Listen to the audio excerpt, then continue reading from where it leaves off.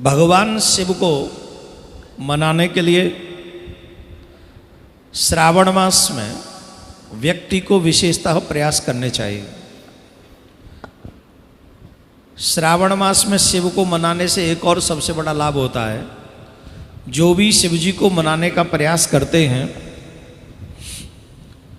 कुछ चीज़ों का अतिशीघ्र मनुष्य को, कई संकट ऐसे हैं जिनसे वो मुक्त हो सकता है।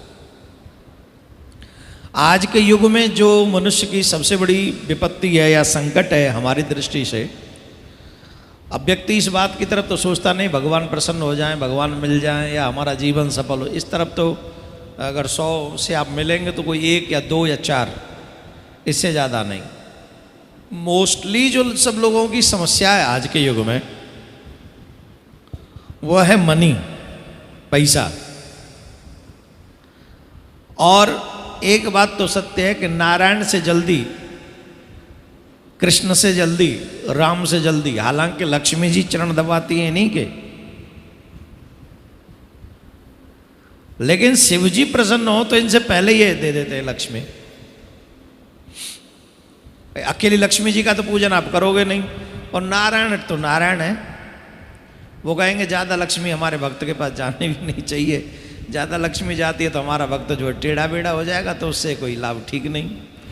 लेकिन शंकर भगवान क्योंकि श्रावण मास में अपने, मैंने पहले ही बताया, जब भगवान विश्राम करने जाते हैं तो 4 महीने शिव जी संसार को संभालते हैं। इसलिए श्रावण मास में विशेषतः शंकर भगवान की पूजा की जाती है। और शंकर भगवान का पूजन करने पर मनुष्य अगर धन की समस्या से जूझ रहा है और हृदय से अगर श्रावण के 4 सोमवार 5 सोमवार जितने भी आते हैं, कई बार 5 भी आते हैं, कई बार 4 भी आते हैं, इस बार 4 हैं, तो चारों सोमवार अगर शिव जी की पूजा मन से करे, कुछ अधिक उसको चढ़ाना नहीं। एक तो ध्यान रखे कि सोमवार के दिन सफेद वस्त्र पहनकर शिव जी की सेवा करें, पूजा करें। आसमानी भी पहन सकते हैं, सफेद भी पहन सकते हैं, और भी 2-3 कलर हैं, शिव कथा में मैं आपको बताता रहूंगा।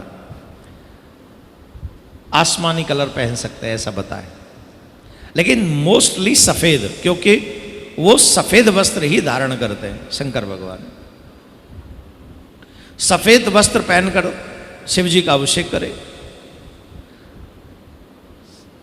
ध्यान देने योग्य बात यह है कि बेलपत्र उनको प्रिय है, और बेलपत्र सोमवार को हम तोड़ नहीं सकते, इसलिए रविवार को ही, जैसे कल, हमको बेलपत्र ले लेने चाहिए, जितने भी आप चढ़ाना चाहें।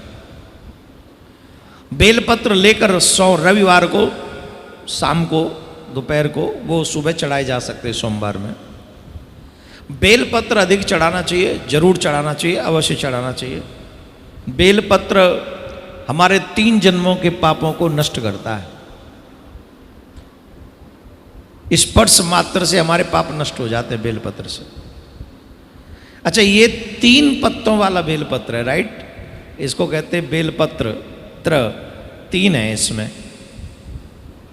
और शंकर भगवान त्रिनेत्रधारी है। वैसे बेलपत्र 4 का भी होता है, 5 का भी होता है, और अधिक का भी वर्णन किया गया। जितने अधिक वाले बेलपत्र आप चढ़ाओगे उतना ही ज्यादा पुण्य है इसका। अभी तो हमें 3 वाले ही मिल रहे हैं तो 3 वाले ही चढ़ा रहे हैं, लेकिन जितने अधिक वाले मिल जाएं उतने चढ़ा दो, उतना ही ज्यादा पुण्य है। 3 नेत्रधारी, त्रिनेत्रधारी महादेव पर जब हम बेलपत्र चढ़ाते हैं तो जैसे ही बेलपत्र चढ़ाने के लिए हम यूं करते हैं शिव जी पे, बेलपत्र का स्पर्श होते हमारे 3 जन्मों के पाप नष्ट हो जाते। पिछले 3 जन्म में आपने जो पाप किए होंगे वो नष्ट हो जाएंगे। और आप श्रावण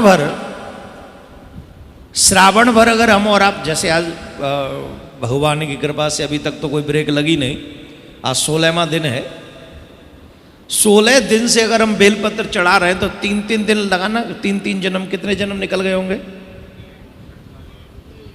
कितने? 40 गए। 48 जन्म के पाप नष्ट हो गए हमारे। अब तो जो हम अभी फिलहाल में कर रहे हैं वही चल रहे होंगे। और हम ये 41 दिन करेंगे तो 41 दिन का 3 गुना करो, 123। 123 जन्म के पाप नष्ट हो जाएंगे 41 दिन कॉन्टिन्यूस भगवान शिव पर बेलपत्र चढ़ाने से। कौन ऐसा दुनिया में जो आपसे गारंटी ले ले कि आपके 123 जन्मों के पाप नष्ट हो गए? और धिक्कार है ऐसे कलयुग के मनुष्य को। इतना सरल क्या लगता है बेलपत्र चढ़ाने? मुझे बताओ तो सही, क्या लगता है? लेकिन मनुष्य की मेंटलिटी देखो, सावन में भी पी के पड़ा होगा, उल्टा सीधा खा रहा होगा, और शिव जी को कही तो उल्टा सीधा बोल रहा, क्या तुम शिव जी करते रहते हो? यहां से जाने के बाद पाप न करो,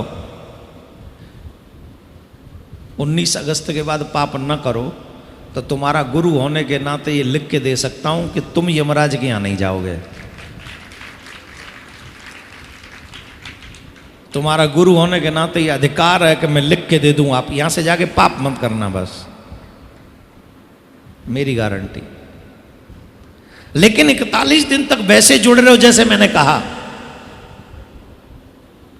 हम और आप इन महत्वों को जान नहीं पाते हैं, ना समझी में अपना कीमती समय गंवाते हैं। हमें अपना अनमोल जीवन नहीं बिताना चाहिए। जितना भी ज़्यादा प्रयास हो सके मनुष्य ही कर सकता है, कोई और नहीं कर सकता। मनुष्य ही एक ऐसा प्रयास कर सकता है जो अपने कई जन्मों के पापों को नष्ट कर ले और इस जन्म में इतने पुण्य एकत्रित कर ले कि भगवान हमें फिर किसी और जन्म में न भेजें।